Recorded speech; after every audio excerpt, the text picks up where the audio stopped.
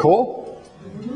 Okay, so this is, what are we talking about with the science of success? How do you do the things? Why does it work? And, it starts with the what, the why, and the how. And it's about having your clarity, your targets, the recipe box. I'm going to give you the recipe today. Right, we're going to talk about some of that.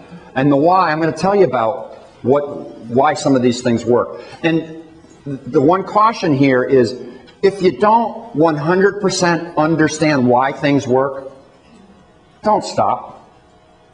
Now, some of you are the type who have to figure everything out, right? Or maybe you know somebody who's like that, right? And so while they're trying to figure things out, because they're not sure, why does this work? And they're afraid to take the next step. Meanwhile, their friend, next door neighbor, someone else they know, who doesn't really understand why it works either, but is in action, guess who's getting the results, right? Boom, there go their results. So here's how this all loads up. Clarity, what are your goals? This is the define phase. You want to, think about C plus B equals A. Conceive with clarity. Define what it is you want. Then we work on the how, and that is the reinforce stage. Okay, and this is where you pour in that burning desire. You build a deeper set of belief in yourself that you can pull it off.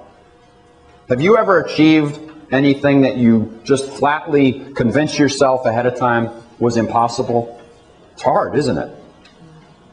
But anything that you believe is possible for you is possible for you.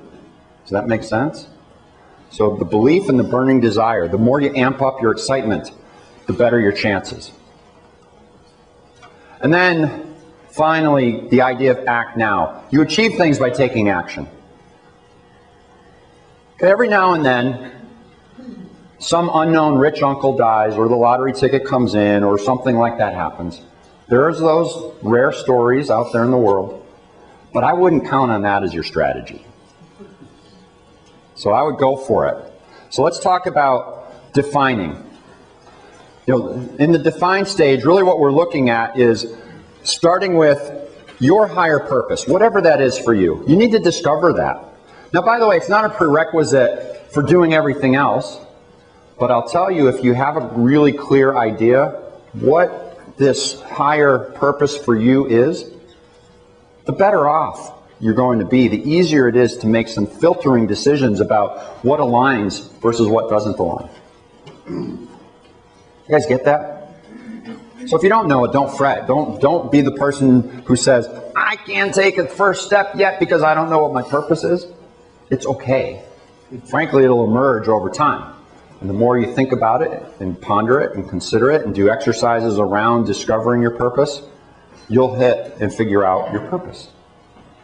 And then once you do, it's like, no wonder I was struggling in that job that I had. It's totally misaligned with what I really want and really feel like I'm here for on this planet. Right? So it helps. It's one of those accelerators. Okay, defining your goals. If you have clarity about what your goals are, it's a lot easier to achieve the results than if you're not sure what your goals are, you really don't care, you're a pinball in the pinball machine, and someone else is paddling you around.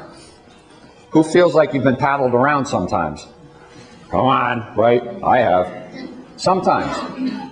Like I said before, when I follow the process that I'm describing, my results rocket further faster than when I don't. And like everyone else, I'm not perfect. There are times when I don't do this, and there are times when I do. And when I do, there go the results. Okay, and then holding an intention. Part of defining and being clear about what you want is the intentions for what you want to create, what you want to have happen for results. They fit hand in hand with your goals. So that's the define step. And this is a summary level. We'll talk a little bit more in depth in a minute. So then we talk about what is it that we're going to do to reinforce, our inner cheerleader, if you will. What are those things that we're going to put in place? And frankly, there's a whole number of daily habits, this big long list. And these daily habits are the whole daily habit section of the Act Now process. There are things that are proven success accelerators that are good to do. So why not do them? Right? We know what they are. You've probably heard of many of them. So when we talk about and go through the list, I'm going to guess that there aren't that many surprises. There may be some. But the thing to challenge you on is, are you doing them? Do you know that they're important to do and stop? Or do you know that they're important to do and you actually commit to doing them? Invest the time in yourself to pull it off. Right? How many of you guys, if you knew something was right to do, would you be willing to try it? Raise your hand. Just show me your hands. Yeah, most of the room, of course. That's what I want to see. Give the person next to you a high five for being committed to taking some action and trying something new. There you go. Sorry. Only one person got hit in the face. That's pretty good. Okay. So then the next phase is that Act Now phase. It's about getting into action, right? And so you have to take action. You can't give up. How many stories have you heard about someone who tried and failed, tried and failed, tried and failed, tried and failed, tried and failed, tried and failed, tried and failed, tried and failed, tried and failed, but eventually got it? Right? Salespeople in sales training learn and know that the word no is part of the process. Whatever goal you have, the word no is simply part of the process. You might need to have a certain number of no's before you get to the yes. Now, I'm a positive thinking type of a guy, so I don't like to really focus on the no's. But I met an author who wrote a book called Go for No. And he's big in the network marketing world. And he basically teaches people to get out there and network and have the conversation and make the pitch about whatever their opportunity is. It's a sales methodology. And if they say no, smile and keep going. Collect your no's, because you know that it's going to take you so many no's before you get a yes. So go get them. Go get more no's. Right? Be persistent. Stick with it. And then celebrate. After you achieve the goal you achieve, go for the celebration. Give yourself a little party. It doesn't matter what it is. You want to buy yourself something nice? Do that. You want to go out to dinner? Do that. You want to take a day off, turn the radio and the stereo up really loud and just see if you can break the windows because that's what you love to do? Then do that. Right, what Jim talked about earlier with the credit card debt idea. And if you've got a number of credit cards and you could pay off the one with the lowest balance, that's a celebration moment. You're building wins. And every time you build a win, it feels good. So pause, celebrate it, and make it feel even better. Because now you're building muscle memory, and you say, I want to do that again.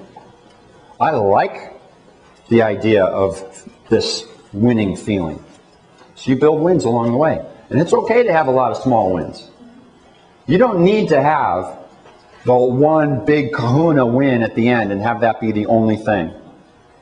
Right? Build them up. So that's the how. That's the basic summary on how. Now here's the why, the basic summary on why. Well, here's the thing. Does anybody know why gravity works? Raise your hand if you could tell me the scientific explanation of why gravity works. Come on, where are the hands? How many of you have heard of gravity? Okay. How many of you use gravity? Yeah. Has anybody ski?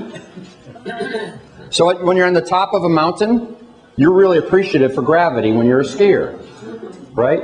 Anybody skydive? Yes. Okay, there's a couple. You're appreciative that there's gravity then, because otherwise you'd go the other way, right? You'd float away. Gravity It keeps me standing here on the ground. It enables us to play sports. You could throw a ball to your friend, right? Gravity. We appreciate gravity. You know, things flow because of gravity. Gravity is a very cheap energy source. We like gravity. We use it. We love it. We don't have a darned idea why it works. So part of my point is, does it matter? Does it really matter why gravity works in order to use it? Electricity. Who's thrilled that when you flick the light switch, the light comes on? Who likes that? Who can explain to me why it's happening? Anybody? Maybe a little? All right, we have one. And offline afterwards, we'll get a full dissertation on why electricity works. But the point is, most of us are thrilled that it's there and we're using it, even if we don't understand why it works. Now, I'm going to give you a little bit more insight on the idea of success and why does all of these success principles work. That probably at the end, more hands will say, yeah, I get a little bit about that, more than electricity or more than gravity. So if you use electricity and gravity every single day without really knowing how they work, I'm pretty sure giving you a little bit of insight on the science of success is going to help you to stay motivated and say, I'm in, man. I'm going to do this stuff.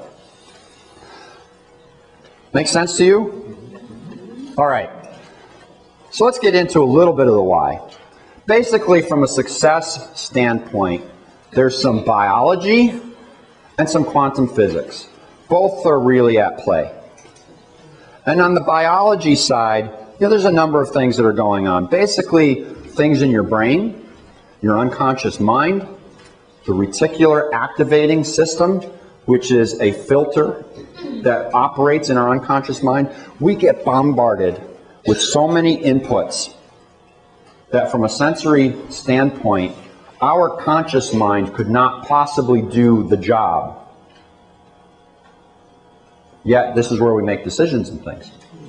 And so, if I want to make a decision, I need my unconscious mind to help me decide what's important to review. So only so much gets into my conscious awareness. You guys see that? So you've got your unconscious mind. How many people drove here and had no idea what turn by turn they did? Now, some of you had GPS because you came from further away. Let's use a better example. Something like driving from your house to the grocery store. You know the route. How many times have you arrived there and said, I don't remember the drive. How did I get here? Oh my God. In fact, there's been times when you come out of your street and a lot of the times you go left. And so you go left and you just started driving and then you realize, oops, I meant to go right. Oops. Right? Because you're on autopilot. We're on autopilot most of the time.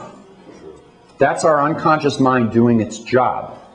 The thing is, it's choosing what to focus on and making some selection based on what it thinks are important.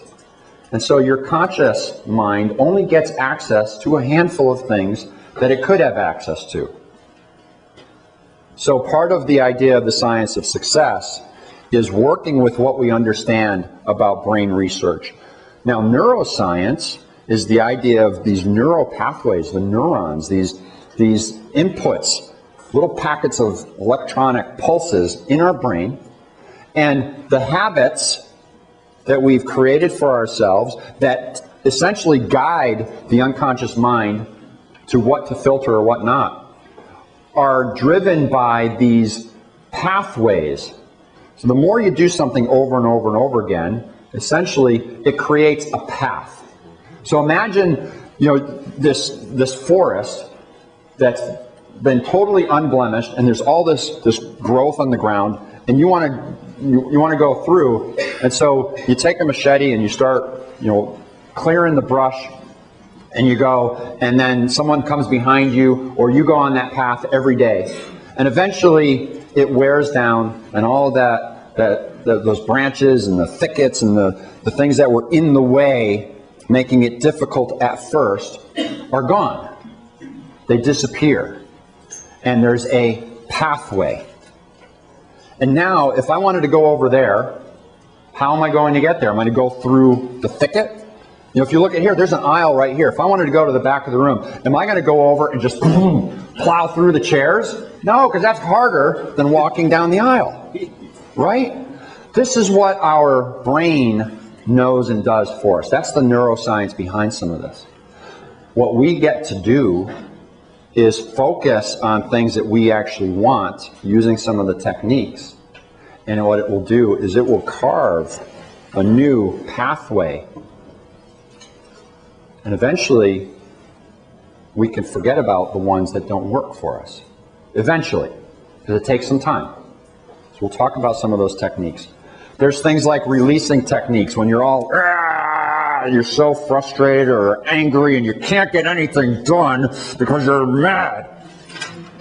And if you stay mad, you're stuck, man. But guess what? There's some real simple methods biologically that just free you up. It releases you. And now your mind is clear. You can focus on whatever it is you want. You're not all tied up. How many of you have ever been angry so mad you couldn't do anything? The rest of you are lying. Yeah, because that happens. And so you could just allow yourself to be mad for 3 days, or you can free it up. So there's some methods of that. Cellular learning. Well, there's some demonstrations that Dr. Bruce Lipton has studied that our cells actually learn and adapt. We're not predetermined. Our results are not predetermined by our DNA, by what mom and dad were. You know, genetically, our cells can learn and adapt. That's good news for most of us, right? How many of you ever blamed your parents for something? Yeah. Well, guess what? That excuse is gone. You can't do it anymore. Okay, now let's talk about quantum physics a little bit. This is the other side of what's going on from a why these success principles, these success methodologies work. So there's something called the zero-point field.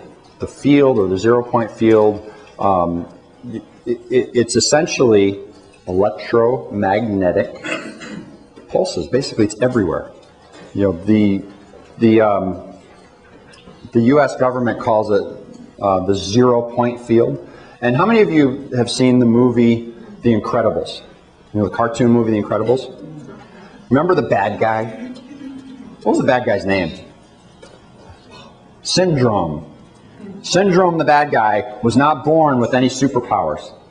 But Syndrome, the bad guy, created this glove that had all these cool buttons on it. And there was, you know, he had lured Mr. Incredible, the superhero, to his secret island, and they were doing this fight. And he took his glove and goes, bzzz, picks Mr. Incredible up and bzzz, slams him against the stone wall. And he says, zero-point technology. Pretty cool, huh? Hollywood knows about the zero-point field. Maybe you haven't heard of it yet. Maybe you should watch The Incredibles.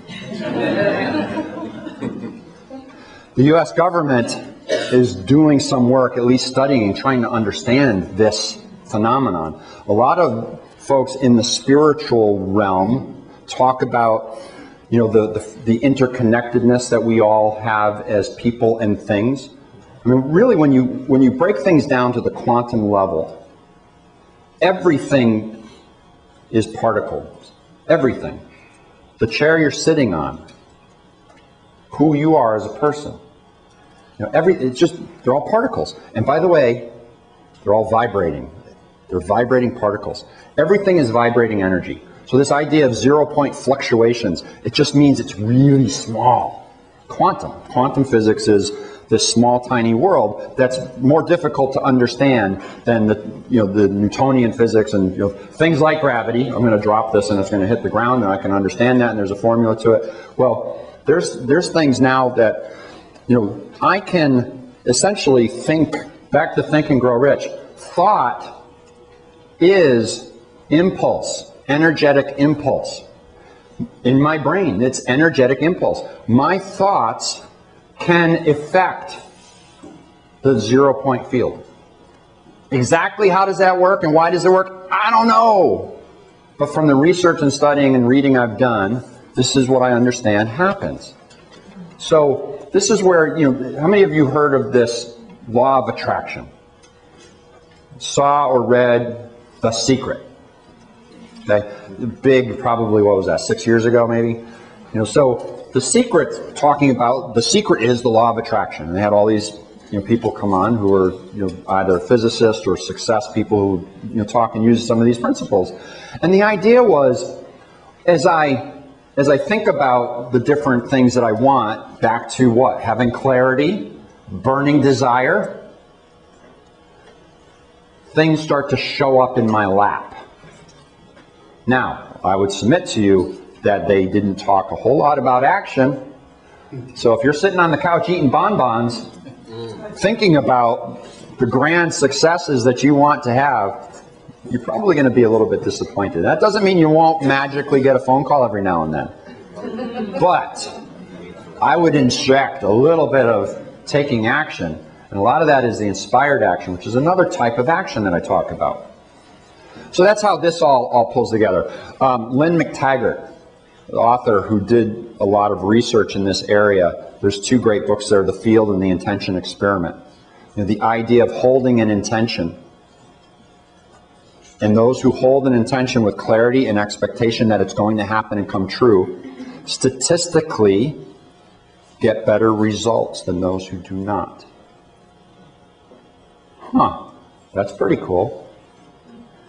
And for those of you who believe that there is some higher power out there, there's some really cool books right now that are essentially talking about folks who have died and gone to heaven and met God and then came back to earth and like, whoa, what do I do now?